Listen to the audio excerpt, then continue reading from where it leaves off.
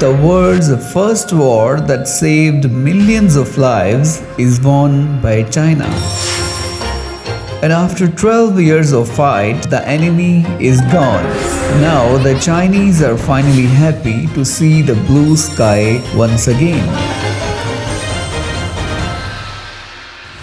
Let me tell you the exciting story of this war. According to World Health Organization, 2.8 million men, women and kids lost their lives in China in 2012.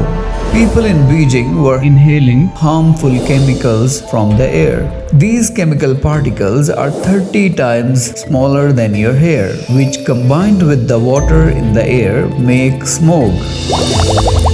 And the entire city was covered by the smog.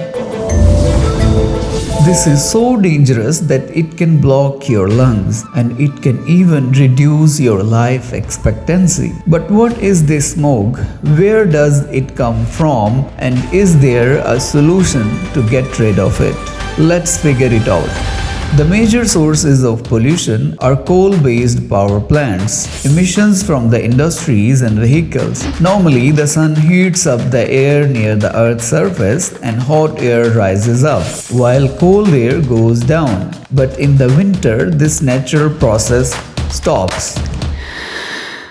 Instead, the fog due to cold and the polluted air due to unfiltered emissions of coal power plants, industries and vehicles get mixed up, creating a deadly layer of smoke.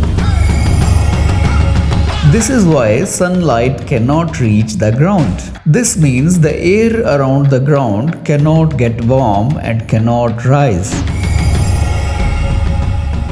Now the pollutants are stuck to the ground and people around are trapped in it.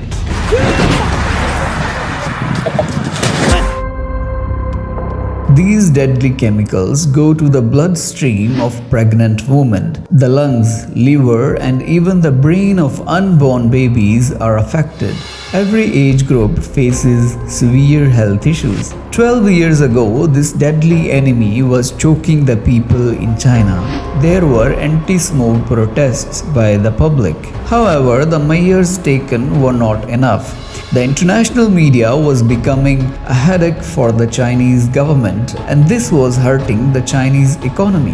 Beijing, the smog capital of the world. 500,000 people are dying each year in China due to air pollution. Here is the most exciting part. The Chinese government decided to take a stand and fight this enemy.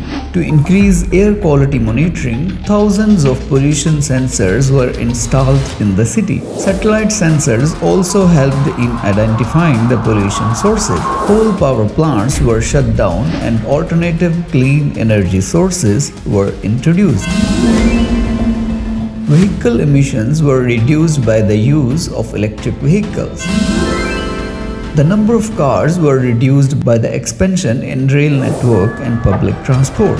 High-emission vehicles were restricted from entering populated areas. Still today, China has spent billions of dollars in fight against pollution. And do you know what is the crazy part? In last 12 years, the air quality has improved in Beijing and other cities. In 2024, Beijing experienced 290 days of good air quality. The smog, the deadly enemy, is gone. The blue skies are back. This is how a nation should respond to a national enemy. The government, businesses, industries, and the public working together can defeat any enemy. The countries like India and Pakistan also have the smog issue. However, their enemy is not only smoke. The politicians in these countries also contribute to the problem. Unlike China, the politicians in these countries are not sincere to their public. They do politics for money and personal gain. Many of the politicians in Pakistan own a number of coal power plants and other factories.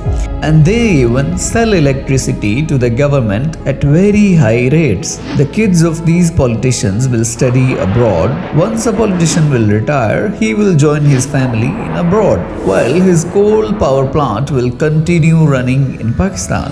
Beijing has shown the world that fighting against smog is possible. Fighting the pollution is possible. All you have to do is lower the power dependence on coal power plants, use electric cars, improve the public transport, monitor the air quality and train networks. The governments in India and Pakistan can do the same, but the people must push their governments like the Chinese did with the anti-smog protests. I hope that one day the public in countries like India and Pakistan will become united and proactive like China. And if China can win the war against smog, the Indians and Pakistanis can win the war against smog and politicians. And they can have the blue sky in winters and fresh air to breathe, just like Beijing have today. Let us know your thoughts in the comments, and until next time, stay curious.